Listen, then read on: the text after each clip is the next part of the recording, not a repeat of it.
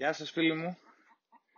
Σήμερα θέλω να σας δείξω πώς κλαδεύω τις πιπεριές μου. Έχω πάρει ένα φυτό μόλις από το φυτόριο, το οποίο είναι πλέον έτοιμο για να το φυτέψουμε στο έδαφος. Όπως παρατηρείτε, η πιπεριά έχει αυτή την τάση. Τα περισσότερα φυτά έχουν την τάση να ψηλώνουν και να δίνουν όλη την ενέργειά τους στο πάνω μέρος, εκεί ακριβώς που υπάρχει ανάπτυξη. Αυτό όμως, αν το αφήσουμε το φυτό μας να εξελιχθεί ως έχει, όπως θέλει αυτό, θα καταλήξουμε να έχουμε ένα πολύ ψηλό φυτό με λίγους καρπούς. Αυτό που θα κάνω και που κάνω πάντα στις πιπεριές είναι να τις αφήσω να δημιουργήσουν 8 από τα πρώτα φύλλα τους που βγαίνουν από τον κεντρικό βλαστό. Σε αυτό το φυτό, ας πούμε, έχουμε 1, 2, 3, 4, 5, 6, 7, 8 τα μεγαλύτερα. Αυτό το φυτό λοιπόν έχει προχωρήσει πέρα από τα 8 φύλλα, συνεχίζει το βλαστό του, μας έχει δώσει εδώ, όπως βλέπετε, το πρώτο του λουλουδάκι και συνεχίζει επάνω να ψηλώνει. Σε αυτό το φυτό λοιπόν τι κάνω? Έρχομαι και του κάνω ένα καθαρό και προσεκτικό κόψιμο εδώ, στην κορυφή του. Θυσιάζουμε βέβαια το λουλουδάκι για να πάρουμε πολλά περισσότερα. Αυτό το φυτό μας λοιπόν τώρα, παιδιά, θα πετάξει φύτρες ανάμεσα από τον κεντρικό βλαστό και τα τελευταία του φύλλα. Θα πετάξει φύτρες, θα έχουμε 2 πλέον βλαστάρια. Εδώ λοιπόν θα διακλαδίσει. Στα καινούργια του βλαστάρια θα τα διαιρέσει πάλι και θα φτιάξει άλλα 2. Οπότε τα 2 θα γίνουν 4 και τα 4 8. Εμείς ούτε αυτό το θέλουμε. Για να μπορεί το φυτό μας να παράξει τους καρπούς, αλλά οι καρποί του να γίνουν σύντομα και να είναι και μεγάλοι, θα πρέπει να περιορίσουμε και να ξεκινήσουμε να κλαδεύουμε και την εξέλιξή του. Θα σας δείξω στη συνέχεια στα φυτά που είχαμε βάλει περίπου πριν από 1 μήνα, 40 μέρες περίπου, θα σας δείξω πώς το διαχειρίζομαι στην πορεία. Αυτό το φυτό λοιπόν, παιδιά, θα χρειαστεί υποστήριξη. Παίρνουμε λοιπόν το κορδόνι και υπολογίζω το διπλό από αυτό που θέλει κανονικά για να φτάσει στο ύψος το σύρμα όπου θα κρεμαστεί το κορδόνι. Παίρνω λοιπόν το κορδόνι και το κάνω διπλό. Ακριβώς το ίσο, ενώνοντας τις 2 άκρες. Βρίσκω τη μέση του. Τη μέση του λοιπόν θα έρθω στη βάση του φυτού και θα κάνω ένα διπλό φιόγκο και έπειτα ένα διπλό κόμπο, έτσι ώστε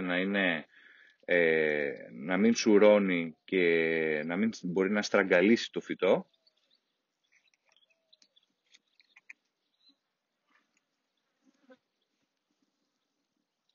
Φέρνω αρχικά εκεί που θέλω στο φιόγκο, όσο να είναι το άνοιγμα της τρύπας, και έπειτα με ένα διπλό κόμπο σιγουρεύω.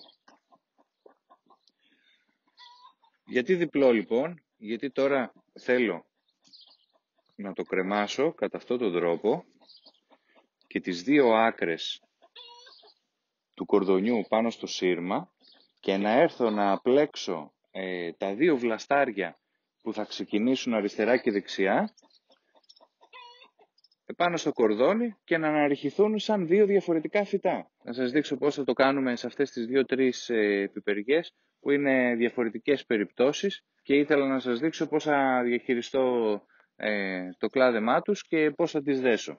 Δείτε εδώ, σε αυτό το φυτό, στο οποίο έχουμε κάνει το κόψιμό του αρχικά εδώ, μετά τα 8 του φύλλα δηλαδή, και αυτό το φυτό διχάλωσε, μας έχει δώσει έναν δεύτερο καρπό εδώ που ξεκινάει, μας έχει δώσει 2 βλαστάρια εκ νέου, 2 διαφορετικά φυτά δηλαδή, νέα φυτά, τα οποία και πάλι όπως βλέπετε διακλαδίζουν και θα μας δώσουν άλλα 2, τα οποία και πάλι διακλαδίζουν το καθένα και θα μας δώσουν άλλα 2. Εγώ προσωπικά δεν το θέλω αυτό. Κάποιοι επιλέγουν να αφήνουν 3 βλαστάρια, 3 κεντρικούς βραχίονες δηλαδή, άλλοι 4. Εγώ προς το παρόν, στην αρχή του φυτού, μέχρι να πάρουμε τα πρώτα φρούτα, θέλω να έχω 2 κεντρικά βλαστάρια, 2 κεντρικούς βραχίονες. Οπότε, παιδιά, τώρα θα πάω να δέσω το φυτό μου, να δω ακριβώς πού θα έρθει το κορδόνι, πού θα με βολέψει δηλαδή το κορδόνι, δημιουργώντας αυτή τη διχάλα, και έπειτα θα πάω να κλαδέψω τα φυτά μου. Φέρνω λοιπόν τις 2 άκρες μαζί, όπως σας έδειξα προηγουμένως, και έρχομαι ακριβώς στη μέση του κορδονιού. Ξεκινάω από τη βάση, ας είναι η διχάλα του πιο ψηλά, πάντα ξεκινάω από τη βάση του, για να δίνει ένα άνοιγμα η διχάλα του κορδονιού από πιο χαμηλά, γιατί αν βάλω το κορδόνι εδώ, θα έρθει και θα στριμώξει πολύ το φυτό προς τη μέση, προς το εσωτερικό τα 2 βλαστάρια. Δεν το θέλω αυτό. Αν είναι από τη βάση θα μου τα κρατήσει αραιά το ένα με το άλλο, εκεί όπως θα σας δείξω τώρα. Θα δέσουμε λοιπόν και μετά ανεβαίνοντας θα έρθω και θα μοιράσω από το βλαστό, τον κεντρικό του φυτού, θα δώσω 10 πόντους αριστερά και 10 πόντους δεξιά. Δηλαδή η απόσταση μεταξύ των κορδονιών ακριβώς στο δέσιμο του σύρματος θα είναι 20 πόντι. Και θα δέσω εδώ. Και τώρα, αφού έχω δημιουργήσει τη διχάλα με το κορδόνι, ξέρω ακριβώς πού θα πρέπει να αναρριχήσω τα 2 βλαστάρια που έχουν εξελιχθεί. Το σκεπτικό μου ποιο είναι? Ακριβώς από την απέναντι μεριά θα μπει άλλη μία πιπεριά. Οπότε, αυτό που θέλω είναι να απομακρύνω τα βλαστάρια που αναπτύσσονται προς το εσωτερικό. Αυτό βέβαια θα πρέπει να έχει γίνει καιρό πριν, αλλά για να σας το δείξω τα έχω αφήσει να αναπτυχθούν ως εκεί. Όταν είναι μικρά, κατά κανόνα, διαλέγω τα βλαστάρια που είναι πιο κοντά στο κορδόνι και σίγουρα επιλέγω τα πιο δυνατά. Μάλλον το πρώτο κριτήριο είναι να επιλέγουμε τα πιο δυνατά βλαστάρια. Ας πούμε, παραδείγματος χάρη σε αυτά τα 2 θα επέλεγα σίγουρα αυτό που φαίνεται πως είναι πιο δυνατό, και σίγουρα κοιτάω πάντα να είναι κοντά, να ακολουθούν δηλαδή την πορεία από το κορδόνι.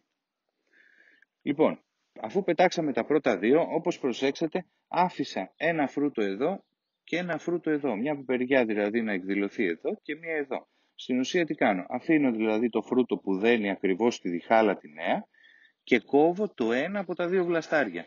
Όποιο θέλω εγώ, όποιο επιλέγω εγώ. Στην επόμενη διχάλα τώρα. Κοιτάξτε, έχουμε πάλι 2 βραχίονες που αναπτύσσονται εξίσου. Σίγουρα ο πιο δυνατός βραχίονάς μας είναι αυτός.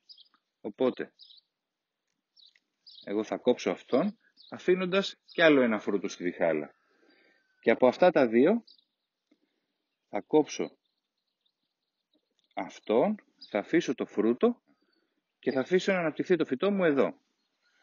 Με τον ίδιο τρόπο λοιπόν, παιδιά, σε κάθε διχάλα που δημιουργείται, αφήνω ένα φρούτο στη διχάλα και κόβω το πιο αδύνατο και κρατάω το πιο δυνατό και αυτό που είναι πιο κοντά στο κορδόνι, έτσι ώστε να με βολεύει και για τη στήριξή του. Ας πούμε εδώ πάλι διχαλώνει και αφού έχει αφήσει το λουλουδάκι, θα κόψω και αυτό. Εδώ ακόμα είναι λίγο νωρίς, λέω να μην το πειράξω ακόμα, να το αφήσω να εκδηλωθεί. Και πάμε τώρα στη στήριξη. Η στήριξη, όπως κάνω τα περισσότερα εδώ στον κήπο, ντομάτες, αγκούρια κτλ. Περιστρέφω το κορδόνι γύρω από το κεντρικό του βλαστό, προσέχοντας να μην τραυματίσω το λουλούδι, το φρούτο του δηλαδή.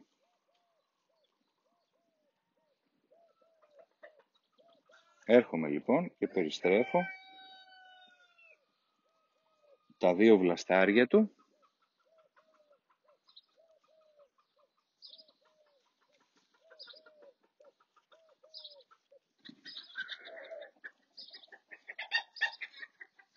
κατά αυτόν τον τρόπο. Μετρήστε τώρα, μέχρι το γόνατό μου είναι το ύψος του φυτού.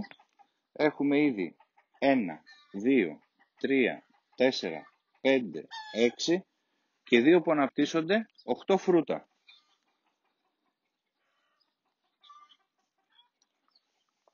Κάποια λέμαργα που δημιουργούνται στις ενώσεις θα τα απομακρύνω, έτσι ώστε το φυτό μας να δώσει τη δύναμη στην ανάπτυξή του προς τα πάνω και τους καρπούς του.